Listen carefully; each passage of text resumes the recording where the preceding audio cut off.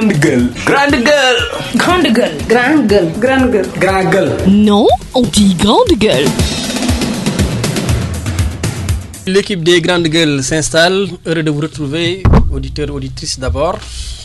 Et les amis sur le plateau, Mamadou Lamine, bonjour. Bonjour Modi, bonjour Hawa, bonjour à tous. Bonjour Hawa. Bonjour Modi Gueye. Et bonjour à Léon Paul Méni de l'autre côté de la baie vitrée.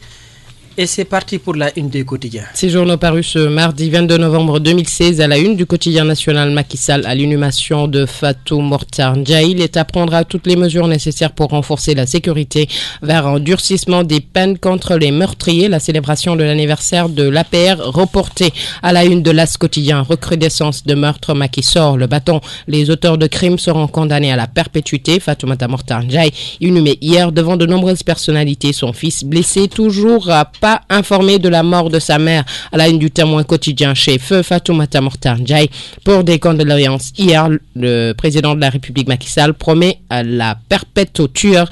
Vive émotion et foule monstre à l'enterrement de la conseillère économique. Rétablissement de la peine de mort. Des avocats désapprouvent. Entre psychose et folle rumeur, les populations inquiètes à la une de Réumi quotidien. Inhumation de Fatoumata Mortar Ndiaye hier. Douleur immense et colère sourde.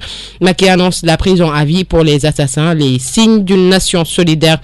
Peine de mort, les autorités en déphasage avec le peuple à la une de l'Observateur. Enquête sur la mort de la vice-présidente du Conseil économique, social et environnemental. Le meurtrier enfoncé par sa fiancée MF, entendu à 2 reprises par les enquêteurs. Samba Sow avait passé la nuit dans le garage de sa victime. La reconstitution des faits reportés Cindy, la dame inhumée hier à Pikine. Le président de la République Macky Sall promet l'enfer aux criminels. À la une de Sud Quotidien, institution de la peine de mort au Sénégal, Macky Sall oppose son veto. Maître Amadou Sall du Parti démocratique sénégalais. Pour lui, la peine de mort ne correspond pas aux valeurs du monde actuel. Pour Abdoulaye Seck de Bokk Gis Gis, c'est la réticence vis-à-vis de la peine de mort. Pour Modou Diagne Fada de LDR Yessal, la peur doit se trouver du côté des malfaiteurs. Pour Moussa Sarr de la LD, rendre le système judiciaire plus dissuasif, c'est sa conviction. Pour Père Armel de l'Église, la peine de mort n'est pas la solution. Pour Oustaz Alioune Baye de Sud FM, la peine de mort est la meilleure solution. Pour Maouloud Djaraté de l'AFP, la recrudescence des meurtres mérite un durcissement des sanctions. Pour Seydi Gassama d'Amnesty International, c'est répondre à la barbarie criminelle par la barbarie. À la une de Walfadjri quotidien, meurtre en série, c'est crime qui donne raison à Macky, à Idi plutôt. À la une de Direct Info, hôpital principal 2012, 2013 et 2014, année de scandale, 10 milliards 69 millions de provisions non justifiées. L'IGE et la Cour des comptes invités dans cette grande muette. À la une de Zoom Info, Macky Sall décroche le maire de Mbacké dans la grande offensive pour la reconquête du Baol au cœur des manœuvres. Boun Abdallah Dionne, Cissé Lo et de grands dignitaires de Touba, contrairement à ce qui a été annoncé. Abdou Mbacké Ndao est conseiller technique dans le cabinet du Premier ministre et non ministre conseiller à la présidence. À la une du quotidien, le quotidien. Dossier carte d'identité biométrique de la CEDEAO, parcours du combattant, machine en panne, long filet d'attente, veillée entre autres. Toujours à la une du quotidien, le quotidien. Pour la dignité de la fonction enseignante, le SAES-UCAD décrète 48 heures de grève. À la une de Sonulambe, plébiscité mais toujours sans combat. Comment Balla peut se sauver? C'est l'interrogation du quotidien des arènes. Et à la une du quotidien Stade, Ligue des Champions, 5e journée à 19h45, duel entre Séville et Juventus de Turin et Sporting et Real. C'est là la une des quotidiens parus ce mardi 22 novembre 2016. Modi Gueye. Merci Hawa. La une des titres. Oui, j'en retiens 2. L'enterrement de Fatoumata Mortar Ndiaye, qui est pitié de son âme. Je retiens également toutes les réactions qui ont eu lieu et la mise en évidence aujourd'hui du débat sur la peine de mort, la carte biométrique. D'accord. Hawa? Oui, j'ai un intérêt pour Feu Fatoumata Mortar Ndiaye qui a été accompagné hier dans sa dernière demeure dans la douleur la plus profonde. Pendant ce temps également, son fils est entre la vie et la mort. Il ne sait même pas qu'elle a perdu sa mère avec tout le côté tragique, les assurances du président de la République. Ce qui sort naturellement de tout cela également, c'est la peine de mort qui est remise au goût du jour. Pourquoi interrogation, si certains sont pour, d'autres sont contre. Comme quoi on ne répond pas forcément au mal par le mal. Donc l'analyse profonde toujours qui se poursuit avec toutes ces séries de meurtres macabres, frisant même la cruauté, la barbarie totale et absolue, comme si nous n'étions pas dans ce 3e millénaire, c'est-à-dire que la marche humaine finalement a quelques difficultés et ça mérite réflexion. J'ai un intérêt pour toutes ces difficultés avec la carte d'identité biométrique qu'on nous a imposée avec de la précipitation même là-dedans. Encore une fois, mettre la charrue avant les bœufs et toutes les difficultés aujourd'hui rencontrées par les Sénégalais pour obtenir ce sésame. J'ai un intérêt pour ce qui se passe à l'hôpital principal avec tous ces scandales depuis 2012 et cette saignée. L'IGE et la Cour des comptes qui est invitée également sous le silence, tout cela sous le silence coupable bien naturellement du système et de toutes les autorités en charge de cette question de bonne gouvernance. Fatoumata Matar Ndiaye, paix à son âme, inhumé hier après avoir été assassiné par son chauffeur le samedi passé. Oui, bon, on ne le regrettera jamais assez. Cet énième crime commis sur un innocent suscite indignation et comment dirais-je encore, on ne trouve même pas les mots pour qualifier ce qui est en train de passer aujourd'hui dans notre pays. Des crimes se succèdent de jour en jour et les autorités semblent comment dirais-je encore, impuissants face à être dépassés par les événements, par ces événements, parce qu'en réalité ça pose problème, parce que les crimes sont commis par qui tue qui, c'est-à-dire c'est la vraie question aujourd'hui qu'il faut se poser en profondeur. Justement, nous sommes tous des potentiels tueurs, si je peux m'exprimer ainsi, et nous sommes tous des potentielles victimes.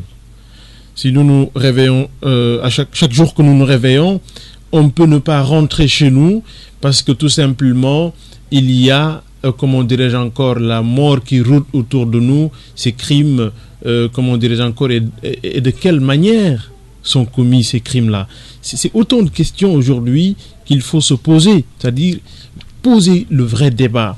Arrêter, comment dire encore, le côté sensationnel. Arrêter un peu, comment dire encore, le sentimentalisme et poser le vrai débat, un débat scientifique, un débat réfléchi pour trouver tous ensemble une solution à ce problème, parce que on a beau faire la politique de l'autruche, essayer de trouver peut-être des solutions à la limite radicale, mais le débat, on ne peut pas le fuir. Il faut le poser, il faut en parler, il faut en discuter pour en trouver définitivement. Bon, je ne dirais pas définitivement parce que de tout temps, il y aura en tout cas, aura encore. Justement, parce que la sécurité à 100%, elle n'existe pas. C'est-à-dire qu'il est même à la limite utopique de penser qu'il n'y aura pas de meurtre. Même si aujourd'hui, on ressuscitait la peine de mort, il y aura toujours des meurtres. Ça, c'est inné à la vie. C'est l'homme qui est, comment dirais-je encore, par essence, un être violent. Ça, il faut pas le. Donc, s'attaquer au mal à la racine du mal, c'est aller en profondeur et savoir qu'est-ce qui pousse à tuer autant. Justement, en fait, parce que moi, quand je lis. Savoir la cause. Oui, quand je lis tous ces commentaires sur Internet, particulièrement sur Facebook, je vois, au-delà d'une volonté de rendre la justice, je vois de la violence. Je vois de la violence verbale. Elle dégénère. Oui, ceux qui condamnent ces actes. Ils le disent avec quel mot? De la violence verbale. Justement. C'est celle qui découle. On a même l'impression que ces gens-là, c'est-à-dire en les entendant parler, en lisant leurs mots, empreints de violence, on se dit même qu'est-ce qui les différencie en fin de compte avec ces gens-là qui ont tué. C'est la question que je me pose. Parce que quand on dit, lisez attentivement ces commentaires, ces réactions, vous vous dites que cette violence-là, elle est là. Elle est là. On a beau vouloir ressusciter la peine de mort, mais à travers les mots, même on retrouve cette violence-là et on se demande, parce que par exemple, quelqu'un, je donne juste un exemple, quelqu'un qui dit, mais cette personne-là, donnez-la moi, je vais la charcuter, je vais la, etc., etc., des mots. C'est pas forcément la solution. C'est pas ça la solution. On règle pas la violence par la violence. Et c'est pour dire tout simplement que la violence, elle est là. Elle est là en chacun d'entre nous et à travers les mots, on la véhicule. Et la grande interrogation est de savoir comment en est-on arrivé là.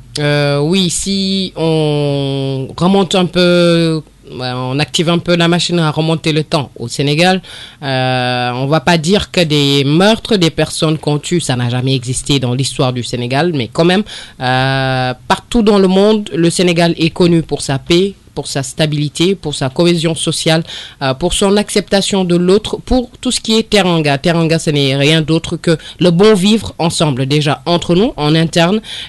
C'est sur cette base-là qu'on peut accueillir à bras ouverts les autres, qu'on les marque à jamais, qu'à chaque fois qu'ils sont sur terre sénégalaise, ils se sentent en sécurité. Mais dernièrement, quand même, on a assisté à un regain, une montée en puissance de tout ce qui est criminalité, avec toutes ces vies humaines qui partent. Et vous voyez le cas de la défunte vice-présidente du Conseil économique, social et environnemental, les conditions dans lesquelles elle a été si barbarement... déjà on a attenté à sa vie de façon très barbare, limite c'est animalier. Comment on en est arrivé là, c'est la grande interrogation aujourd'hui qui taraude tous les esprits. Ce Sénégal là à majorité musulmane avec des croyants, donc Dieu a dit tu ne tueras point. Dieu a dit tu ne voleras point, Dieu a dit tu ne feras jamais de mal.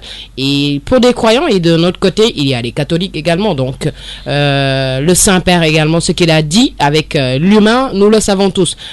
Prenons donc le cas de notre force, de notre base par le passé, c'était la religion qui nous permettait d'avoir l'équilibre humain. Parce que souvent on dit que l'être humain c'est un animal réfléchi, qui a la raison, qui a le bon sens, qui a également l'humanisme comme arme. C'est ça qui va le différencier des bêtes sauvages, des animaux qu'on trouve dans la jungle, dans la savane ou dans la forêt ancestrale. Mais une fois que il y a des difficultés avec le côté humain d'un être humain, bonjour les problèmes, bonjour les dérives et bonjour la barbarie. Malheureusement, aujourd'hui, il y a une analyse profonde, il y a une étude exhaustive de tout ce qui est psy, de tout ce qui est mental, de tout ce qui se passe dans le conscient, le ça, le moi et le surmoi des êtres humains à qui rien ne prédestinait de telles expériences tragiques, une vie brisée à jamais, comme ça, je veux dire, j'imagine un peu la douleur des proches de la famille également de feu Fatoumata Mortar Ndiaye, Dieu ait pitié de son âme.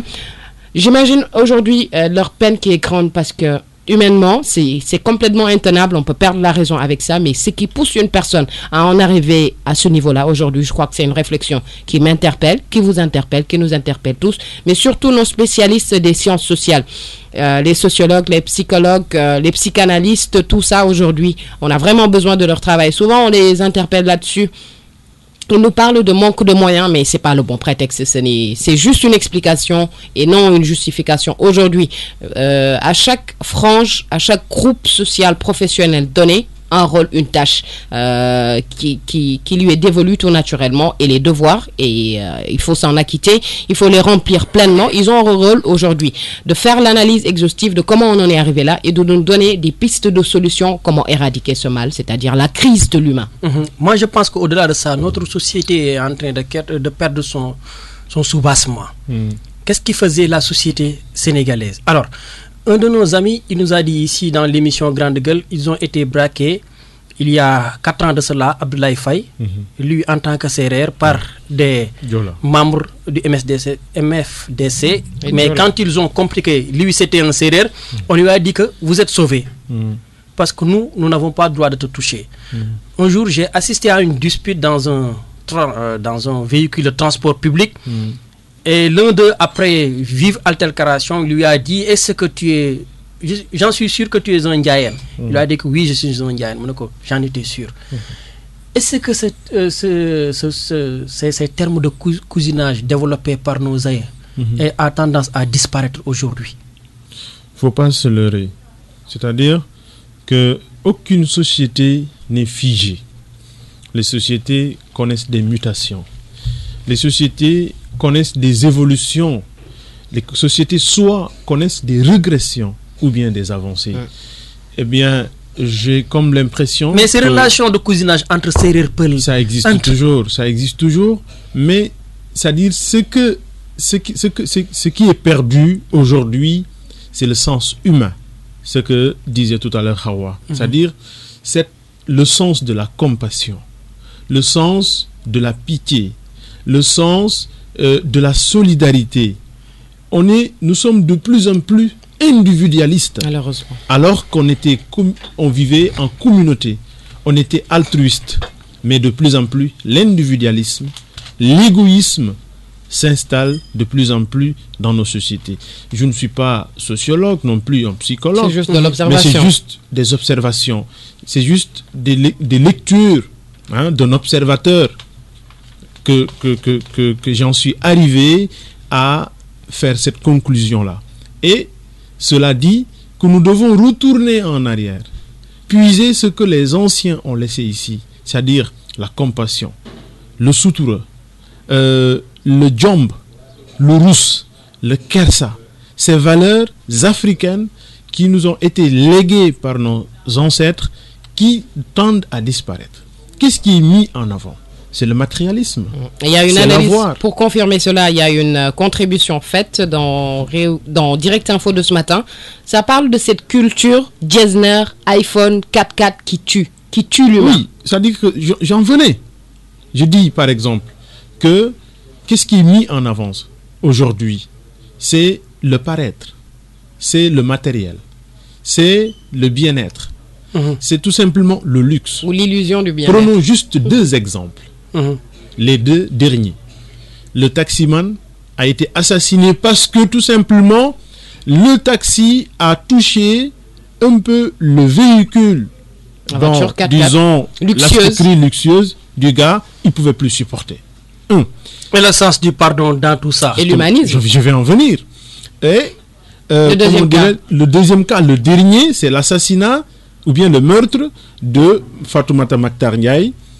Le gars voulait quoi? Il voulait de l'argent. Donc, ça dit, il y a une mise en exergue de plus en plus du paraître, du luxe, du matériel, au détriment du sens humain, du pardon, de la compassion, de l'altruisme.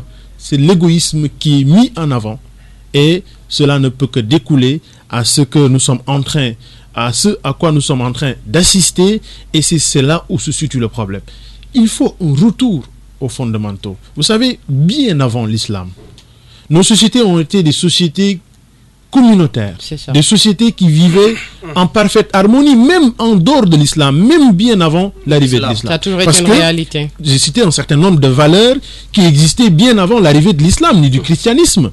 Le djomb, le rousse, le kersa, la solidarité, tout cela existait dans nos sociétés africaines, bien avant l'arrivée de comment dirais-je encore, de l'islam. Des religions. Pas plus tard qu'hier, je discutais avec un ami, un voisin, on parlait du Mali. Il m'a dit qu'il est allé dans une contrée où les gens ne prient pas, c'est-à-dire ils ne croient pas à aucune religion révélée. C'est des animistes. Mais il a vu là-bas un sens humain tel qu'il s'est même demandé comment des gens qui ne croient pas en l'islam, comment des gens qui ne croient pas au christianisme puissent être aussi humains que des musulmans ou bien même des catholiques ne le soient pas. C'est-à-dire, ce qui donc veut dire que nous avions des valeurs et nous avons abandonné au fil des âges ces valeurs-là pour épouser d'autres valeurs, parce qu'aucune société ne peut vivre en vase clos. C'est-à-dire, on a pu transporter d'autres valeurs, on a pu s'accommoder d'autres pratiques, d'autres valeurs. On s'est frotté à d'autres civilisations. Et de plus en plus, on a fait beaucoup de reportages traitant de l'individualisme. Aujourd'hui, par exemple, avant, quand tu vivais dans une société, si nous prenons par exemple l'exemple des viols, avant, quand un enfant naissait, il était l'enfant de tout le monde. Et son éducation était prise en charge par toute la société. Les tantes, les badianes, les oncles, le voisinage. Aujourd'hui, qui ose toucher à l'enfant d'autrui? Personne n'ose le faire. Et bonjour les dérives. C'est les enfants des technologies. Avant, nous par exemple, on a eu la chance de vivre cela. il arrivait que dans un quartier que tu fasses, des bêtises et que la société vous corrige. Oui, et que le voisin, avant même que ton père ne vienne, c'est le voisin qui te corrige d'abord, qui te remonte les bretelles, et après viendra la correction des parents. C'est toute une Cela chaîne de n'existe correction. plus, donc il y a de l'individualisme, il y a de l'égoïsme. Les gens sont livrés à eux-mêmes. Et je vois également une soif de vengeance. C'est-à-dire, on ne supporte pas que Hawa puisse réussir aujourd'hui. C'est là où je voulais en venir. Ça, c'est pas de la méchanceté. Parce que aussi, Fatoumata Matar Ndiaye est tué par son chauffeur. Hier, le gosse qui a été poignardé à Grand Yoff par son ami. Il y a 2 semaines, un autre gosse est tué à Guédiawaye par son ami. En fait, ils sont tués par des proches, des personnes qui sont censées être des personnes de confiance. Le danger, il est interne. Est-ce qu'il n'y a pas lieu de faire revenir cette peine de mort tant agitée? Je ne suis pas d'accord. Je pense que ce qu'il a dit, en fait, là, aujourd'hui, très sincèrement, en toute honnêteté, on fait le pour et le contre. On fait une analyse globale, exhaustive, en profondeur. La peine de mort ne peut pas être la solution. On n'a que 2 solutions, des valeurs sûres. C'est ce retour à nos valeurs ancestrales, comme on dit. On s'est frotté à d'autres civilisations. Il y a eu des Sénégalais de tout temps, ils ont voyagé. D'autres cultures, rencontré d'autres personnes. Le dictat des médias, les médias étrangers, ce dictat est également culturel. Nos valeurs à nous, nos pratiques à nous, nos traditions, nos us et coutumes, nous avons tous tendance malheureusement aujourd'hui à les abandonner au profit de la civilisation occidentale, village planétaire. On est tous dans le tempo de la mondialisation et tout le reste. Mais bonjour les dérives, parce que la vraie culture, c'est le socle. C'est ça qui donne les repères. Regarde un peu ce que tu analyses. L'enfant qui fait ses bêtises, dans la rue tu es corrigé, le maître te corrige, le voisin te corrige, à la maison tu arrives, tu corriges. Mais avant de faire une bêtise, tu vas y réfléchir. C'est ça qui nous donnait les repères et les valeurs. Ce cousinage à plaisanterie, je ne vais pas m'en prendre à un serrère, à une serrère, parce que non, de tout temps, nous avons vécu dans la parfaite symbiose et on nous dit même que si je fais du mal à une serrère, à un serrère, je vais le payer cash. Tout ça, ça va me donner des repères. Je ne vais jamais oser penser à aucun moment faire du mal à quelqu'un. La solution, c'est faire de sorte qu'on vive en parfaite symbiose, en parfaite harmonie. Et sur ce plan, nous n'avons rien à exporter parce que tout, c'est dans nos cultures, c'est dans nos traditions, c'est le legs qu'on nous a donné. Après, si la foi ne peut pas nous donner tout ce matériel pour être un être humain digne de son nom, c'est-à-dire avec la valeur humaine, avec le sens de l'humain, à tout temps, on ne va jamais faillir. C'est que c'est grave. Vous avez dit que l'homme est naturellement violent. Et c'est que c'est pas pour cette raison que Dieu a dit si vous tuez, on vous tue. Dieu, il a dit tu ne tueras point. Oui, vous savez. Mais il a aussi dit que par rapport à la peine de mort. Ça c'est loin. Par rapport à la peine de mort. Par rapport à la peine de mort. Moi, j'ai une position. Ma position, elle va peut-être surprendre, mais c'est ma position. On parle de rétablissement aujourd'hui de la peine de mort. Est-ce que nous sommes prêts à, comment dirais-je encore, parce que ceux qui le disent se basent sur le Coran. Ils disent que Dieu a dit que celui qui tue, on doit le tuer. Ce qu'on appelle la loi du talion. Œil pour œil, dent pour dent. À mon sens, cela peut comporter des limites. Pourquoi? Parce que d'abord, cette justice-là, elle est inefficace. Je suis d'accord. Il y a beaucoup de défaillances. Je suis d'accord à ce qu'on rétablisse la peine de mort à condition que cela soit confié à des cadis, c'est-à-dire des juges islamiques, des juges musulmans. Et je ne pense pas que cela soit possible parce que tout simplement, notre droit est inspiré du droit romano-germanique. Nous n'avons pas de charia. Et il y a un manque de confiance vis-à-vis de cette justice, vis-à-vis même des personnes qui incarnent cette justice-là. Qu'est-ce qui s'est passé avec la CREI? Qu'est-ce qui s'est passé avec la CREI? La CREI a fini par devenir un instrument pour éliminer des adversaires politiques. Si aujourd'hui on restaure la peine de mort, qu'est-ce qui nous dit que ça ne va pas être un instrument pour liquider des adversaires politiques? Et ailleurs également, prenez le problème de la magistrature pour également. Pour qu'une justice soit efficace, il faut que ceux qui l'incarnent, les personnes qui l'incarnent, soient des personnes de probité morale irréprochable, d'honnêteté intellectuelle et de morale tout simplement, comment dire encore, irréprochable. Parce que Mais cette personne qui a égorgé Feu Fatoumata Matar Ndiaye, mérite-t-elle la mort? Si elle mérite la mort. Oui, après j'ai une autre interrogation. Est-ce que si on lui colle la peine de mort, ça va rétablir Feu Fatoumata Matar Ndiaye? Mais justice sera faite. Est-ce que j'ai une autre interrogation. Ce qui se disent aujourd'hui. Je pense pas qu'on règle le mal par le mal. Moi, la question que je me pose, c'est que est-ce que c'est une volonté de rendre justice ou bien c'est une soif de vengeance? Allons savoir. Faire de sorte qu'on ne tue pas, c'est la meilleure solution. Et la justice n'ont rien à voir. Parce que la justice, elle a des fondements moraux, elle a des fondements, justement, elle a des règles. Et est-ce que nous sommes prêts, après avoir rétabli la peine de mort, parce qu'il ne faut pas se limiter à tuer ceux qui tuent. Est-ce qu'on sait qu'il est aussi, il est aussi grave de tuer que d'abandonner volontairement la prière? Combien de Sénégalais abandonnent volontairement la prière au profit d'une activité mondaine? Ils doivent être tués aussi, selon le Coran, selon la charia. Qui abandonne volontairement la prière doit être tué. Qui fornique doit être tué. Est-ce que nous sommes prêts à couper? Non, c'est la charia. Non, il n'y a pas de demi-mesure en islam. C'est vous qui avez brandi l'argument de la peine de mort. Excusez-moi, idkhulu fi silmi kafa. En islam, il n'y a pas de demi-mesure. C'est un tout. Quand on prend tout. On restaure la peine de mort. Et tuons ceux qui tuent. Tuons ceux qui forniquent en les lapidant. Coupons la main aux voleurs, etc., etc. Est-ce que nous sommes prêts à tout cela?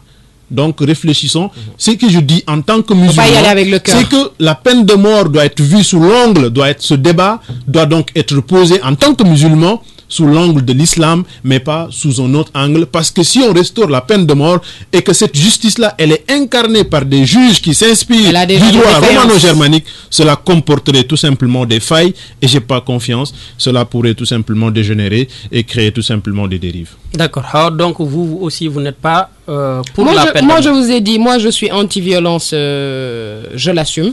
Ce en quoi je crois, c'est vraiment ce que Dieu il a dit. C'est déjà cette grande place que Dieu a accordée à l'humain, qui fait qu'on ne doit jamais agir en mal vis-à-vis d'une personne, aussi bien que ça soit en pensée ou en action. C'est ce en quoi je crois. C'est comme ça que je vis, c'est mon choix de vie.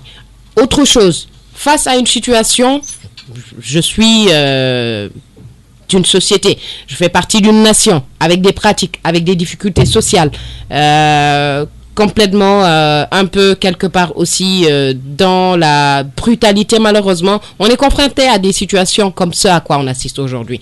Une montée en puissance, une montée en flèche de la criminalité, des vies qui partent comme ça, sans aucun sens, sans aucune justification, aucune, parce que l'histoire de vie ou de mort, en tant que croyante, je reste convaincue que c'est du ressort exclusif du Seigneur.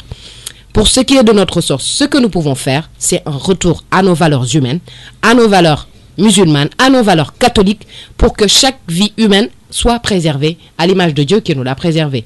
Je veux dire, Fatoumata Matar Ndiaye, on a attenté à sa vie. Et ça, c'est inacceptable dans les lois humaines simplement. Ce retour à la barbarie, parce qu'aujourd'hui, c'est aujourd'hui que l'Occident peut se targuer d'être des nations civilisées, d'avoir des pratiques humaines, ce qui les a menés, ce qui les a poussés à abolir la peine de mort dans certaines contrées et autres. Mais par le passé, ils étaient très barbares. En Athènes, en Grèce antique, on faisait la place publique pour tuer des gens. Tout ça aujourd'hui, c'est des personnes qui ont fait couler énormément de sang au cours de l'histoire humaine. Les guerres mondiales, la première guerre mondiale, la seconde guerre mondiale et tout le reste. Tout ça à quoi on a assisté aujourd'hui, on s'est dit, c'est bon. Les conneries humaines, les bêtises humaines, c'est bon, il faut les arrêter. Il faut un retour aux valeurs humaines, il faut un retour à l'humain, parce qu'il n'y a que ça qui sauve l'humain. Toute autre solution, toute autre stratégie que vous amenez, qui dénote d'humanisme, ne perdure jamais et au contraire va toujours enfoncer, aggraver le problème des humains. Je voulais juste ajouter ceci par rapport à la peine de mort. Agiter ce débat, agiter de part et d'autre. Mais est-ce qu'on sait que même la charia, elle n'est pas trop stricte par rapport à la peine de mort? Ça obéit à des règles. Oui, aussi. Quand on tue, par exemple, si par exemple quelqu'un me tue, je donne juste un exemple. Dieu nous en préserve. Oui. quelqu'un me tue, mais que ma famille pardonne, celui qui m'a tué ne sera pas tué. C'est pas Ça, c'est forcément clair. qu'on va... Voilà. Ou bien Voyez. que ma famille propose à ce qu'on compense cette vie par, comment dirais-je encore, payer par autrement. le mot, donnez passez-moi l'expression, par Une indemnisation. par une indemnisation. Ce qui veut dire donc que même cette peine de mort-là, la charia, elle n'est pas catégorique là-dessus. Donc ressaisissons. Et puis Dieu est tolérant. C'est pas parce qu'il y a une série de meurtres qu'on doit utiliser des mots, on doit les tuer, etc. C'est qui tu cuis. Ça obéit à des règles. Si on se base, bien entendu, sur l'islam. Si on se base sur l'islam, ce n'est pas ces juges-là qui doivent tuer, d'après l'islam. Ce sont des cadis, des juges certifiés, très bien formés, qui connaissent très bien la charia, Ça qui va doivent pas être- prononcer la sentence. Ça va pas être simple parce qu'ils En disent tant que qu'on a un musulman. système laïque. Dieu a dit فَمَنْ لَمْ يَحْكُمْ بِمَا أَنزَلَ اللَّهُ فَأُولَئِكَ هُمُ الظَّالِمُونَ فَمَنْ لَمْ يَحْكُمْ بِمَا أَنزَلَ اللَّهُ فَأُولَئِكَ هُمُ الْفَاسِقُونَ. Dieu dit dans le Coran, celui qui se base sur un autre élément ou bien sur un autre texte que le Coran et la Sunna du prophète sallallahu alayhi wa sallam, celui-là est un transgresseur. Vous voyez. Et Nous- ils ont nous dit sommes ils tous ont un des système transgresseurs. laïque. Système Nous laïque. avons un système laïque, nous avons un droit On va- romano-germanique on et va nous nous faire basons comment? sur ce droit-là pour juger des gens, pour les tuer. Je ne suis pas d'accord. D'accord. Grande gueule. Grande gueule. Grande gueule. Grande gueule. Grande gueule. Grande gueule. Non, on dit grande gueule.